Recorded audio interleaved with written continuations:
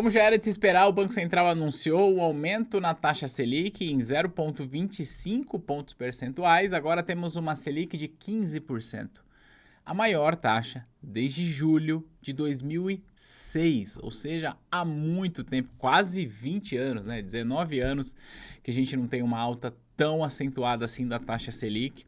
Eu sempre digo como já era de se esperar, porque se você me acompanha aqui nesse canal, você sabe que através dos instrumentos de derivativos a gente consegue ter uma previsão de para onde vai a taxa Selic. E se você me acompanha aqui, você também sabe que toda vez que tem decisão do Copom, eu venho aqui para a gente dar uma olhada no comunicado e para a gente entender as razões pelas quais o Banco Central tomou essa decisão. E dessa vez temos uma luz no fim do túnel. Aliás, essa luz no fim do túnel eu disse no vídeo passado. O Copom sinalizou que essa é a última alta deste atual ciclo. Portanto, o que a gente já projeta para as próximas reuniões é uma manutenção, não é queda, mas uma manutenção da taxa Selic por alguns meses ainda, talvez ainda no segundo semestre.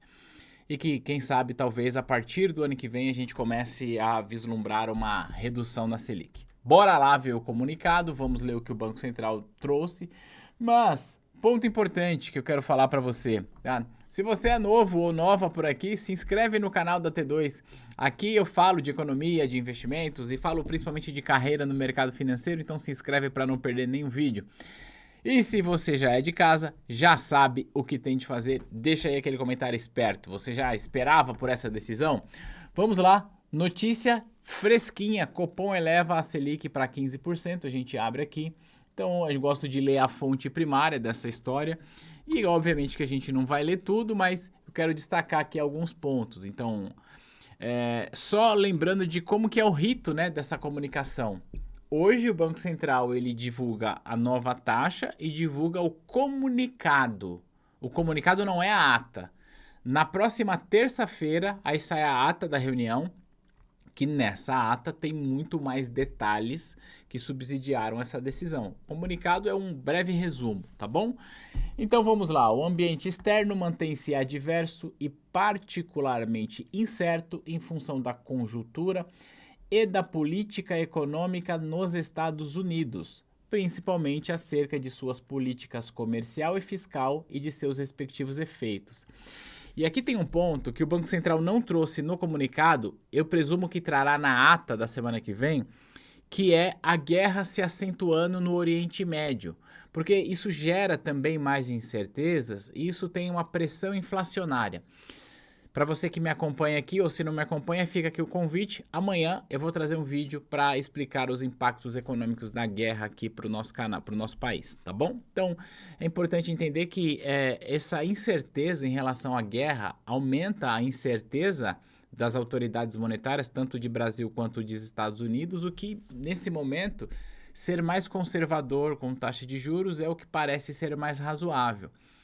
Isso é tão verdade que hoje o Fed, que é o Banco Central norte-americano, também, lá ele não aumentou, mas manteve a taxa de juros como já era esperado. Então, as autoridades monetárias estão agindo exatamente como já se esperava, como o mercado já precificava isso.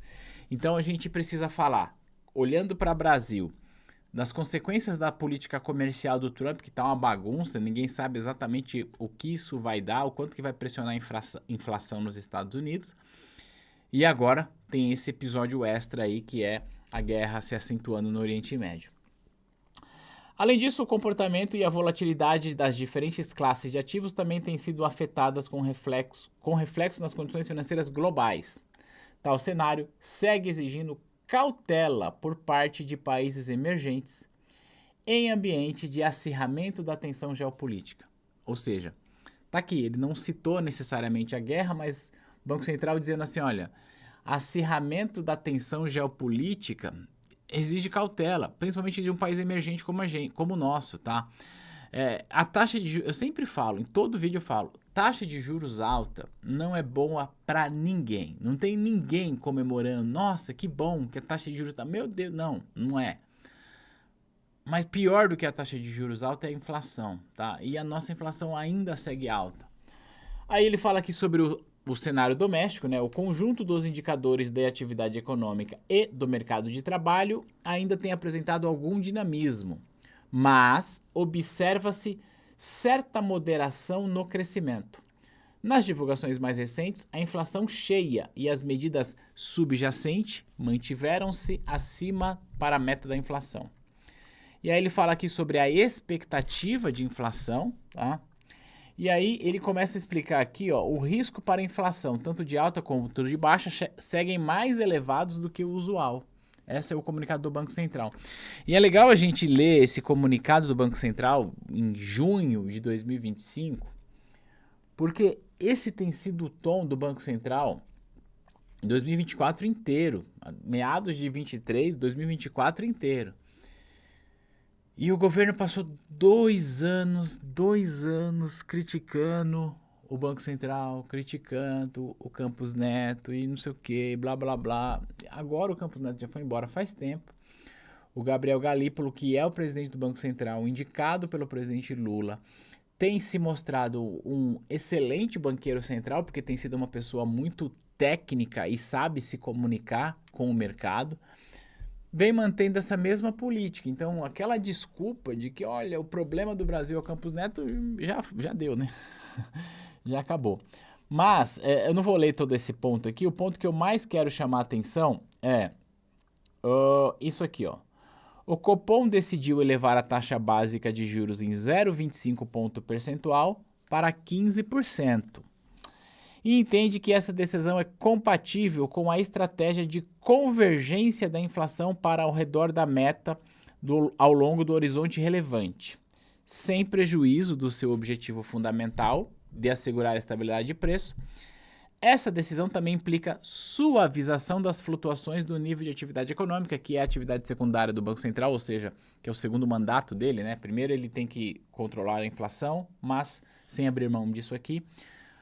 O ponto que mais chama atenção é, em se confirmando o cenário esperado, o comitê antecipa uma interrupção no ciclo de alta de juros para examinar os impactos acumulados do ajuste já realizado, ainda por serem observados, e então avaliar se o nível corrente de taxa de juros, considerando a sua manutenção por um período bastante prolongado, é suficiente para assegurar a convergência de inflação à meta. O comitê enfatiza que seguirá vigilante que os passos futuros da política monetária poderão ser ajustados e que não hesitará em prosseguir no ciclo de ajuste caso julgue apropriado. Votaram para essa decisão os seguintes membros do comitê: Gabriel Murica Galípolo, que é o senhor presidente, Ailton Santos, Diogo Guilhem, Gilneu Astolfi Vivan, Isabela Correia, Newton Davi, Paulo Piquete, Renato Gomes e Rodrigo Teixeira. Ou seja, por que eu resolvi ler aqui? Porque foi uma decisão unânime. Todos os membros da diretoria colegiada do Banco Central decidiram por subir a taxa de juros.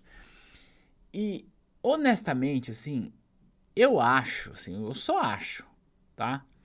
Que os membros da diretoria colegiada, eles entendem mais de economia do que algumas pessoas que andam palpitando por aí sem entender tanto de economia, tá? Não estou me referindo a ninguém em especial. Mas o que eu quero dizer é que, assim, é claro que a taxa de juros alta é ruim, mas, mais uma vez, pior do que a taxa de juros alta é a inflação alta. E a nossa inflação segue pressionada. Olha só, eu vou voltar aqui no site do Banco Central, e aqui no próprio site do Banco Central tem o dado aqui de inflação. A nossa inflação está em 5,32, acumulada nos últimos 12 meses. É uma alta muito significativa, tá? Se a gente olhar, olha só, a gente não faz esse tipo de conta, mas ó, em julho de 2024, ou talvez a gente pode até abrir um período maior, mas em julho de 2024, a inflação estava 4,23, como você está vendo aqui. Hoje, a inflação está 5,32. E aí eu sei que algumas pessoas podem dizer assim, não, mas espera aí, a inflação subiu 1%. Não, ser de luz. A inflação não subiu 1% em um ano para cá. A inflação subiu pouco mais de 1 ponto percentual.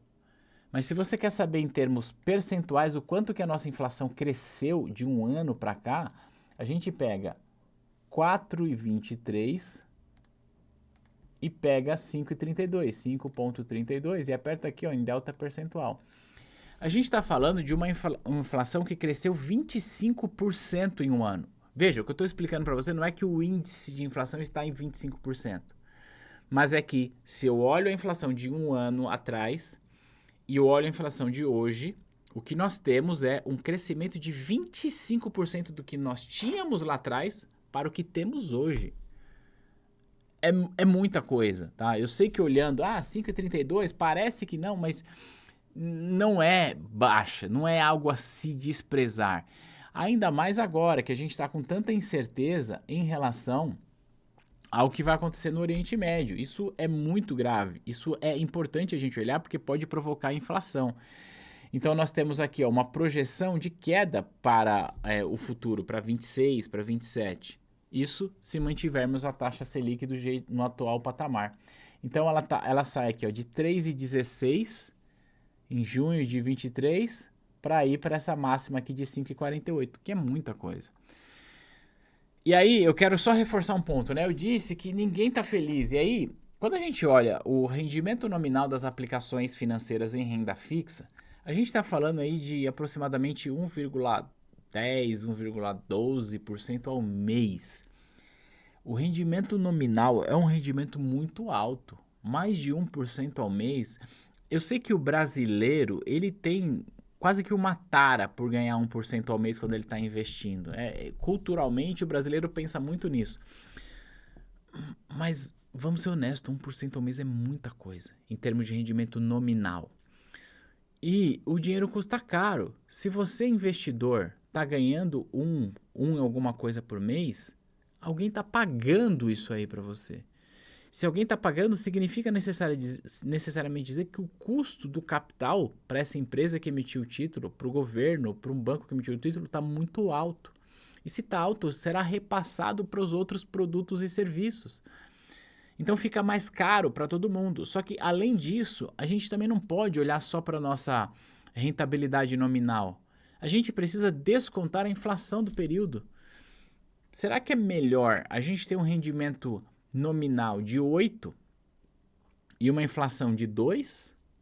Ou será que é melhor ter um rendimento nominal de 15 e uma inflação de 7, de 8? Eu aposto na primeira hipótese, embora o Brasil não tenha o histórico de uma inflação a 2%. Mas eu só estou dizendo para você que olhar o rendimento nominal e sair batendo palma achando que agora você vai ganhar mais na renda fixa é desprezar o fator principal dessa história, que é olhar para a inflação. Enquanto a inflação está alta, não adianta você ficar tendo rendimento nominal e comemorar. Então é isso, tá? Só para a gente fechar esse vídeo, quis trazer o comunicado do Banco Central e uma luz que o Banco Central acende para a gente para dizer o seguinte, olha, ao que tudo indica, este é a última alta deste atual ciclo. Agora a taxa deve se manter por um período, eu enxergo pelo menos pelo próximo semestre, e quem sabe em 2026, com a inflação mais controlada, a gente consiga reduzir a taxa Selic para facilitar investimentos produtivos, geração de renda sem provocar a inflação. Esse é um ponto mais importante.